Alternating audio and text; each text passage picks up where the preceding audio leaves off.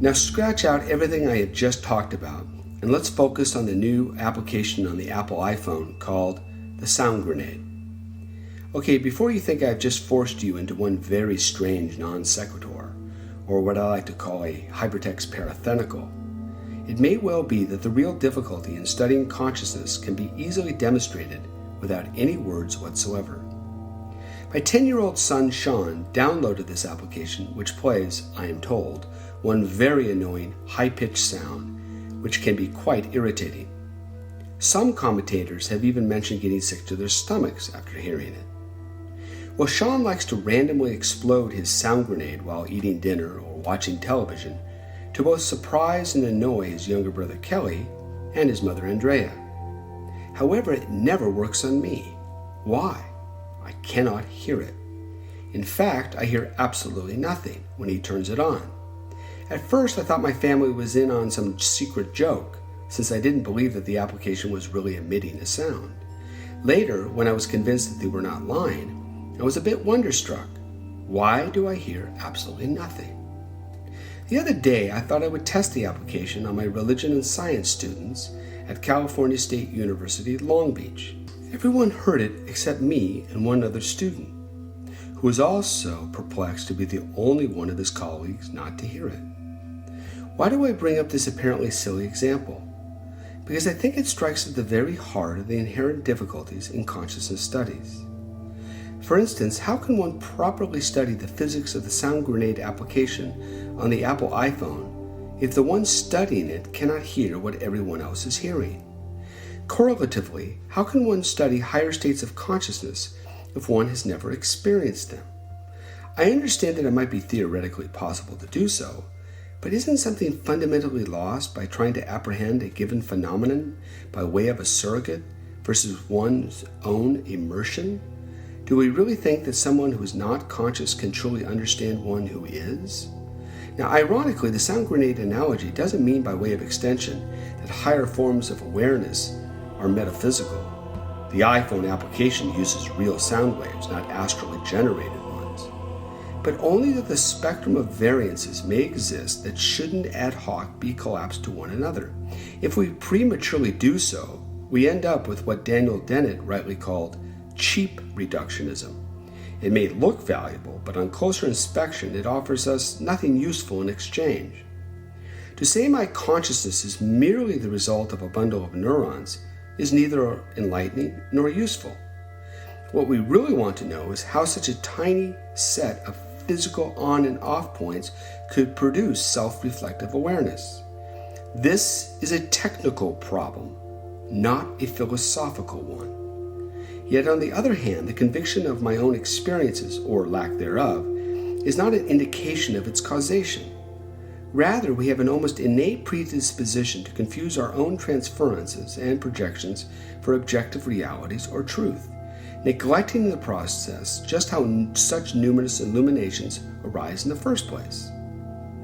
Thus, the problem with mysticism isn't a lack of subjective experiences of extraordinary realms, but the inability, while in such exalted states, to recognize the humble and ordinary bases for their generation. This confusion of a neural system about its own interpretation of reality can be quite startling.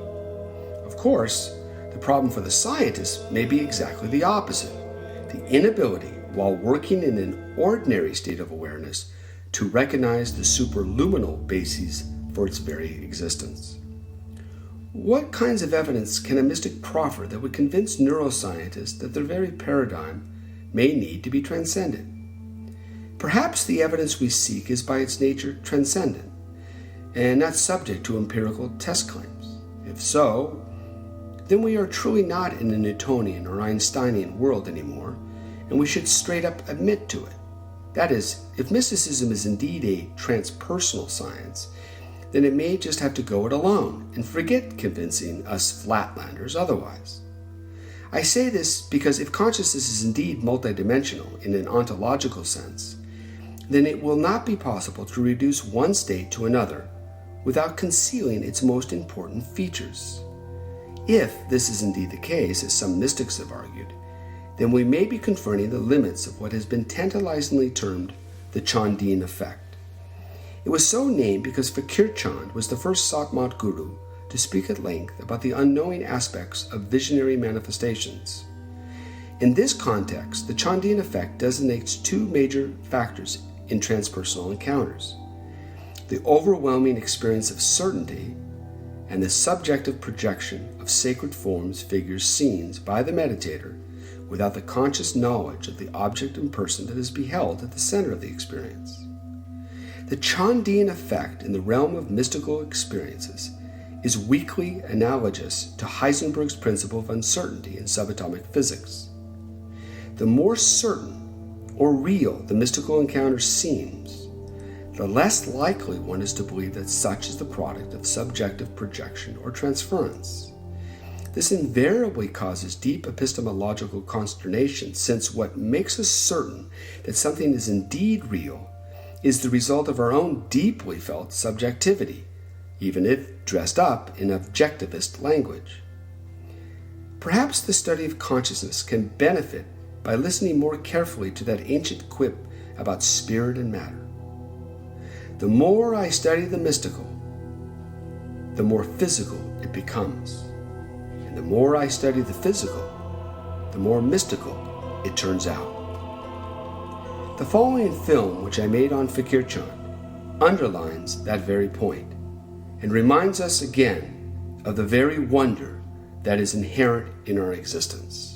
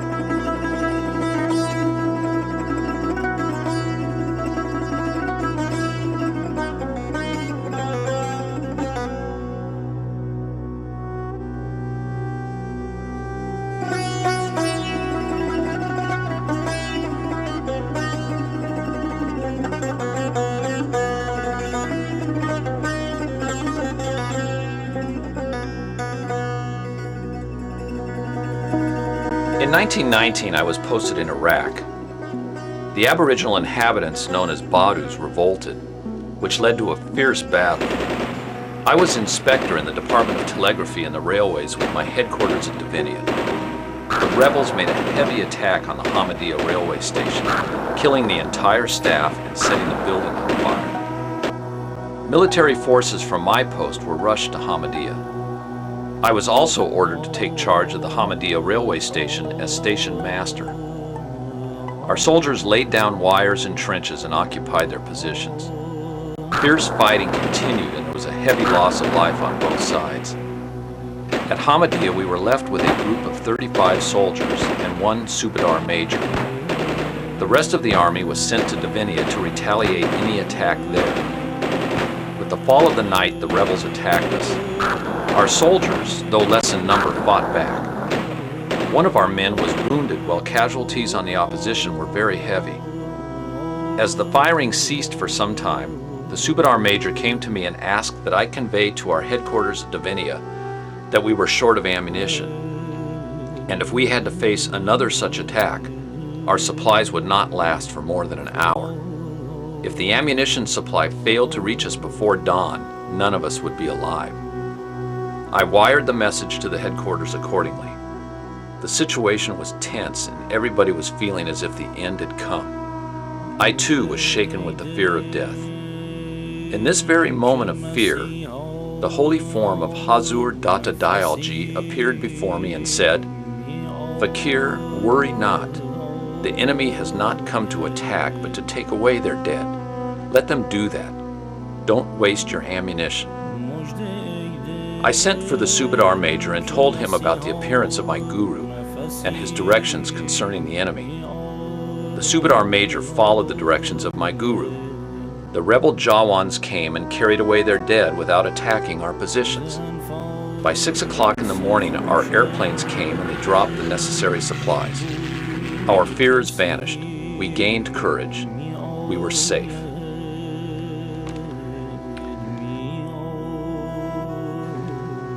After about 3 months, the fighting came to an end, and the Jawans retired to their barracks. I returned to Baghdad, where there were many satsangis. When they learned of my arrival, they all came together to see me. They made me sit on a raised platform, offered flowers, and worshipped me. It was all very unexpected and a surprising scene for me. I asked them, "Our Guru Maharaj is at Lahore. I am not your Guru. Why do you worship me?" They replied in unison, "On the battlefield we were in danger. Death lurked over our heads. You appeared before us in those moments of danger and gave us direction for our safety. We followed your instructions and thus were saved." I was wonderstruck by this surprising explanation of theirs. I had no knowledge of their trouble. I, myself, being in danger during those days of combat, had not even remembered them. This incident caused me to question within myself, who appeared to them? Was it Fakir Chand? My faith was strengthened and I concluded, whosoever remembers God in whatever form, in that very form he helped his devotee.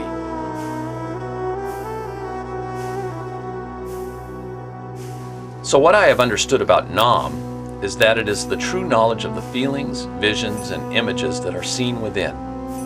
This knowledge is that all the creations of the waking, dreaming, and deep sleep modes of consciousness are nothing but samskaras, impressions which are in truth unreal. They are produced by the mind. What to speak about others? Even I am not aware of my own self in dreams. Who knows what may happen to me at the time of death? I may enter the state of unconsciousness, enter the state of dreams, and see railway trains. How can I make a claim about my attainment of the ultimate? The truth is that I know nothing.